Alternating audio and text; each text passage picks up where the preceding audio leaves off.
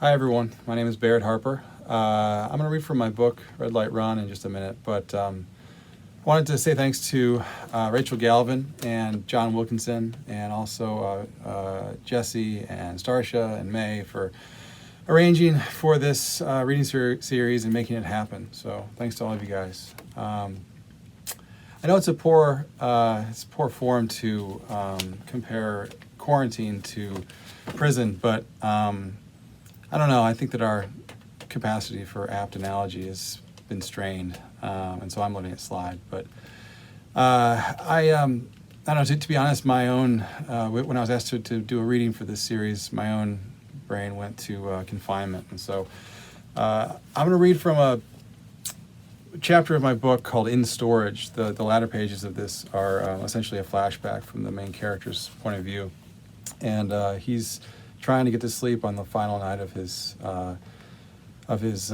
prison tenure, and in the morning he gets released. But first he slips into a dream of the past.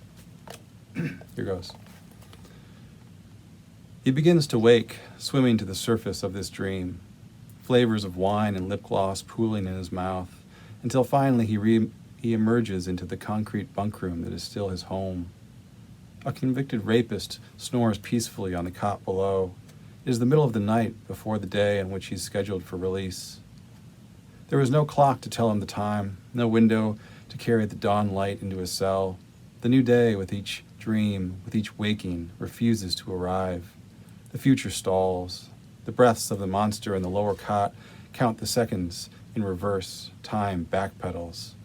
The past sits on its haunches in the pre-dawn black of his cell. He can hear its slow breathing, its dark mouth consuming the future. The day won't arrive and he can't envision it. He doesn't know who will be there to pick him up. His mother will be there, but will his father? Will his wife? He closes his eyes and swims into a darker place, into the mouth of the beast. Who will come and where will they take him? Where is home now? He squeezes his eyelids tighter, swims deeper into the past, to a time when his father had no place to live, evicted from home and marriage. "What do you think of my new digs?" he asked Hartley as they pulled up alongside the shipping container that was his father's new home. The long steel box was set off on its own, away from the hundreds of other stacked containers in the shipping yard along the concrete shore of the canal. "Riverfront property," his father declared, pointing to the spot in the freight container below the words Liu Kang Intermodal, where someone had spray-painted a picture of a naked woman with bottle caps over her eyes. "But of course, your mother," he added, "isn't to know that I'm living in storage." They set out in search of what his father called batch pad essentials, down a street full of pawnshops Hartley knew well. The main showroom of Mel's second-hand sold used housewares, greasy tools, stolen electronics. But if you had the courage to walk through the beaded curtain, the back rooms offered more. They browsed, finding a hot plate with a corner where the white plastic had been toasted like a marshmallow, a space heater with screws missing, a power strip a dog had gotten at, and a bronze desk lamp with a green glass dome that his father insisted was the exact same kind they had at the University of Chicago library. "These things are all damaged," he announced, parking the space heater on Mel's glass-top counter. "So I'll expect a serious discount." Mel's eyes rolled. He drew his good hand from one pocket and scratched the gnarled stub where his left hand once had been. $20, his father said, "for everything. 25 tops." Mel dragged glazed eyes across the things in Hartley's arms. Cobwebs and dead bug parts clogged the empty socket of the green lamp. 45. Hartley's father laughed. "Come on, Mel, I haven't even perused the back rooms yet. You don't want to drive away a customer before he's even finished shopping. I'm thinking of buying my son a sword." Mel cast a hateful look at Hartley. "Fine," he said. 25. The first room down the back hallway had racks of cracked leather jackets and polyester suits people had died in.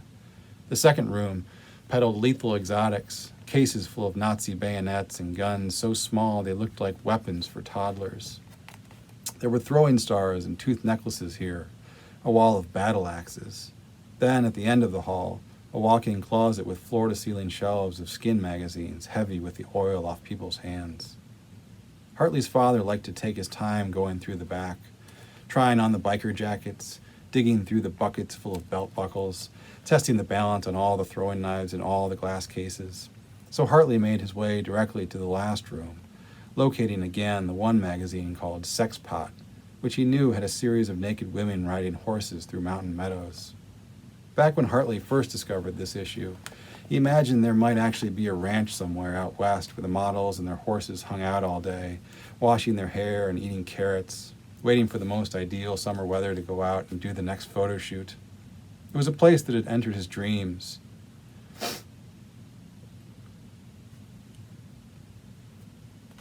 Long ago, and he still entertained the naive fantasy that someday he'd try to find it. But the pages with the horseback women had been torn out, and all that was left besides the phone sex ads was a spread entitled Damsels in Distress. A blonde on a hospital bed with blood running down her chin and chest, a blonde in a pleated skirt with a jump rope noosed around her neck, a blonde in a hard hat and denim cutoffs with a saw blade embedded in her torso. He leafed through them, each page tearing loose from the ruined binding, until he came to the last picture of a woman trapped in an overturned car. She looked less fakely pornographic than the others, more plausibly distressed, with her dark hair and judicious green eyes, a sensible yellow blouse. The shirt had been torn open in a revealing way, but the overall effect of her ribs stabbing out her torso and the sickening curve of her neck, of the broken autoglass studding one side of her face, the blood welling up across her cheek, the embedded blue diamonds turning into rose quartz, into dark, wet rubies. Psst, Earth to Hartley. A finger flicked his earlobe. He glanced back at his father. Ooh, nice, his father said. What is she, a zombie or something? Excellent. Have you seen the new movie about the zombie apocalypse? Hartley gathered the loose pages of wrecked women and stowed them on a shelf of water-damaged Playboys. Which movie? His father shrugged. It's our future, I guess, but I haven't actually seen it. Hartley felt it then, perhaps for the first time in his life, the silent advance of fate taking a step closer. Something was about to happen, he thought, good or bad. Something. He knew it. As his father drove them away down that derelict city street, Hartley looked out at the world, trying to see what was coming to him. Pawn shops and liquor stores, steel bars on every window. What, he thought, am I not seeing? Back at the shipping container, his father set the library lamp on the mini-fridge beside his mattress and said, Well, I guess I'm nesting. He pulled the brass chain, and the steel room filled with a soft green light. When all of his new appliances had proven themselves to him, he got 2 beers from the fridge and pulled a pair of tattered beach chairs to the open end of the container so they could watch the orange evening sky fade just beyond the shipping canal. Just the men tonight. Who needs anybody else? Hartley nipped at his beer. The stale froth combined with a rotten whiff of the canal made his stomach shudder. His father finished his first beer and opened a new one. But what do you suppose she's doing tonight, without us? Hartley thought of the girls on the erotic horse ranch, another night eating carrots, a pillow fight, a kissing closet. But he was already graduating from this fantasy, as there were real girls in school with bodies he might soon get to touch. The old dreams were fading, real life showing through at the edges. The horse ranch wasn't the future anymore. The future was a girl he'd meet on spring break of sophomore year, 2 singles hedging at the perimeter of a blaring Florida dance floor, stealing away to share a tall boy on a seawall as sand crabs scuttled beneath their dangling feet. 2 Midwesterners sharing stories of having suffered the same long winters, the same luckless summer baseball. The future was a marriage 6 years later, honeymooning in the islands, room service every night, love on the beach under a new moon. The future was a shift from protected sex to careful sex to hopefully procreative sex to the anxious nightly coupling of people losing faith that any kind of sex could bring them what they really wanted. Will we, her eyes sometimes asked, ever have a child? The future was a big house in the suburbs, with Glennis trapped inside all day with wine, with gin, washing back the neighbor's pain pills, asleep at the dinner table, wasted at the company picnic, naked in the boss's koi pond, minor interventions, major interventions, drunk behind the wheel. Are you sure you're okay to drive? What did you just say? His father barked. Hartley looked out over the shipping canal. The clouds glowed above the distant skyscrapers like warm coals. He felt far away from himself. Nothing. His father glared at him for a time, then opened another beer. I was asking you, he said, what your mom's doing tonight. Hartley turned around and looked into the dark, cramped space of the shipping container.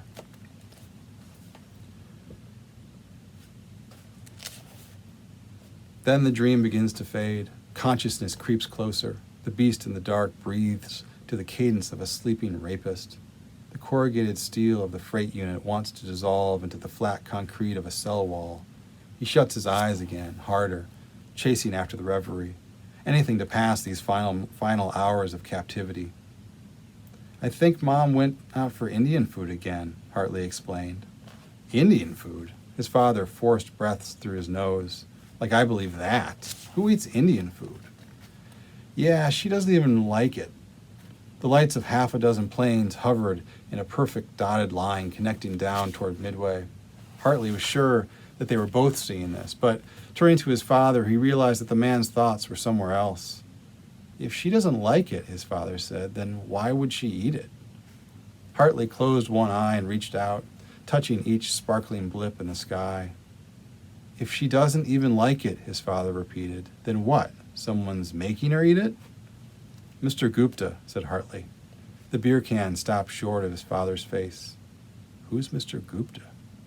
Mr. Gupta was the man who taught the entrepreneur's course Hartley's mother had begun taking on Wednesday nights. Entrepreneur's course? His father stood up, patting his thighs like he was going to rush off in the car at that very moment. But this was the night the car wouldn't start, the night his father would eventually fall into a deep, drunk sleep in that lawn chair, the night Hartley would walk 2 miles to a gas station in the dark to call his mother for a ride home. Mr. Gupta. His father shaped carefully the name of the man who would, in time, become Hartley's stepfather. Entrepreneur's course.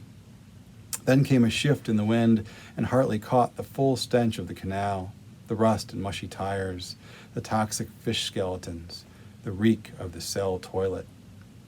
The green belt of lamplight stretched out in front of them, unfurling all the dim promises of a future they could suddenly see quite well but do nothing about.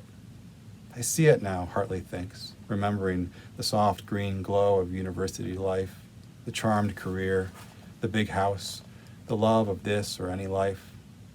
All of it suddenly dissolving in a rush of fluorescent light and the hollering of prison guards announcing a new day. Thanks.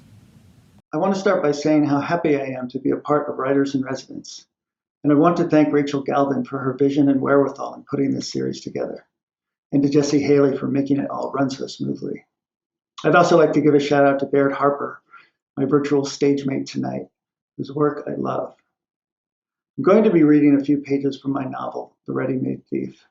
It's the prologue, so it doesn't need any further introduction, but I do want to introduce the reading a bit. One of the classes I teach here at University of Chicago's creative writing program is in research and world building. And one of the things I emphasize in the class is the importance to many writers, myself included, of an archive of images, photos and maps and schematics and illustrations to use for inspiration and to help in building our worlds, be they realistic or imagined. So this reading is a nod to my own image archive for The Ready-Made Thief. It was also inspired by all the different backdrops in Zoom I've been seeing lately. So here we go.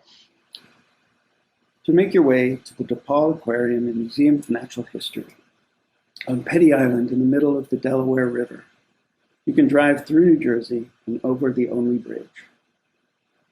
But then you'll be confronted by a Citgo guard and will either have to social engineer your way in, and good luck with that, or be forced to turn around and go back. Better to temporarily liberate a small boat from one of the old piers on the Philly side and row the half-mile across the river. Once on the island, you'll want to avoid the large shipping lot, busy with dock workers in the daytime and prowled at night by a security cruiser. and instead cut through the wetlands to the southern end of the island. The aquarium stands nearly solitary amid a village of bulldozed foundations, one of two preserved relics from an aborted 1960s attempt to turn the island into some sort of tourist attraction. The other is the blizzard, a rusting megalith of a roller coaster that silhouettes the night sky. The aquarium, a long, low-slung, single-story building, hunkers in its shadow. Entry to the unguarded aquarium is straightforward. Although the front gate and the doors are chained shut, climbing the stone wall on the eastern side is not hard, and there's a loading dock around back, whose steel door has been pried open at the bottom. Once inside, you're free to shine your flashlight at will, letting it trail over the rows of empty tanks, some with bone-whitened coral and airsats reef displays still intact. You can climb down into the alligator pit and crawl into old burrows or over rocks coated in a patina of dried algae. A row of life-size plastic shark models still hangs above the entrance lobby, fins and tails cracked, but otherwise complete. The fossils are gone from the Paleozoic Room, but one display remains intact. A Cambrian ocean diorama of faded plastic models. Orange trilobites, green nautiluses, sea slugs, kelp, and anemones. A frozen, surreal arena of underwater plants and feverishly imagined bugs.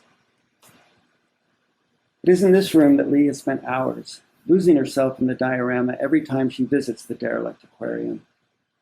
She imagines that this must be what scuba diving feels like, isolated in an alien seascape. Tommy, the other member of the Philadelphia Urbex Society, membership too, is not with her tonight, because tonight she needs to be away from Tommy and his endless talk, his name-dropping arcane art movements, fluxus and lettrism, pataphysics, and situationist psychogeography, his insatiable craving for her attention. Urban exploration is not the safest of recreations, especially not for a single female, especially a female as slight and, as Tommy once, but only once, put it, as elfin as Lee. But she feels safer here than at other sites. The sheer remoteness makes the aquarium uninhabitable by squatters, as testified by the dearth of graffiti or other vandalism. She supposes that one of the petty island guards could potentially come by, but it is unlikely.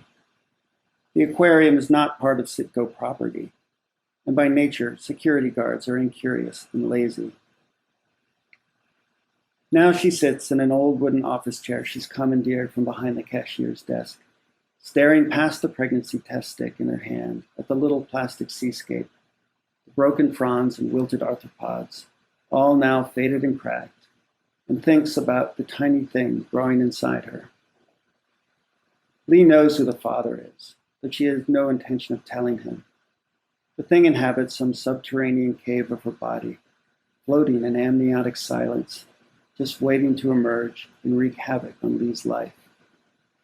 All her hopes and plans, a life made by her own choices, even a chance at college, snuffed before that life can take in its first breath. Unless she snuffs the thing inside her first. That is the real question hovering before her right now, occupying space in the diorama tank, somewhere between the Wawaxia and the hallucigenia. The thing is 33 days old. She knows the exact moment of its conception, and so she doesn't have long to decide what to do, or the decision will be made for her. Lee stares into the glass tank a while longer, stares without seeing, until a single object begins to come into focus behind the field of molded prehistoric kelp. A rolled strip of paper, what can only be described as a tiny scroll, tied with a lock of what looks like human hair and propped up in the green plastic tentacles of a Cambrian anemone. Breaking one of the two cardinal rules of the Urbex Society, take nothing, leave nothing, Lee reaches in through the back of the tank and plucks out the scroll. The hair, black and long, snaps when she pulls on it, and the paper unfurls in her fingers. Lee flattens it with her palms onto the glass top of the tank and stares at it for several seconds, trying to comprehend its intent. Because she understands immediately upon seeing the photograph that it has been left for her, which means the station master has found her. She's seen the photograph before, hanging above the desk in his room, and Lee studies the woman in it closely now. The photo is very old. The brittle paper crumbles a bit in her hands. She brings it to the bathroom, holds it up beside her head as she stands in front of the cracked mirror and shines her flashlight. It is like looking back in time to another version of herself, a visage that has changed only slightly as it echoed through the decades. She and the woman in the photo look nearly identical. Lee turns it over. Penciled along a top corner in a fluid European script is A.T., July 1911. Below that is the now familiar cryptogram, still unsolved after nearly a century.